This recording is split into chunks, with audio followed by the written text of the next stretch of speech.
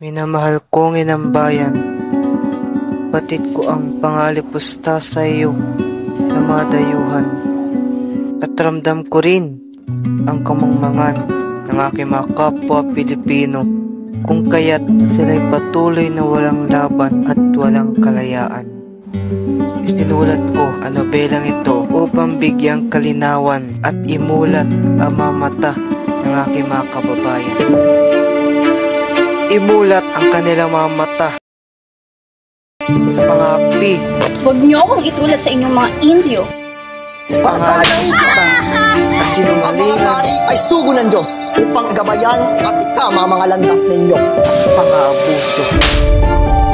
Abot langit ang aking saya, sapagkat kasilayan na itang muli o aking Maria.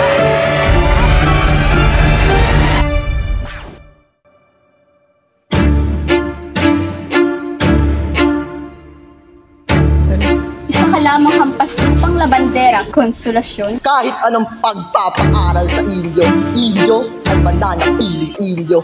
Ang bayan ay di dumaraing dahil ito'y pipi. Natutulog kaya di kumikilo. Isang kartel at tinapon pa sa ilog. Karapat dapat na niya isang iring at piligay. Darating ang araw, magliliwanag ang katilipan. Ang mga gumagawa ng masama ay mapapasahan ng kakilakilabot. Bastin! Bastilya! Mga anak!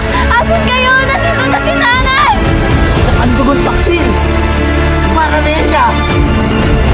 Tapos po, ako'y nananalangin.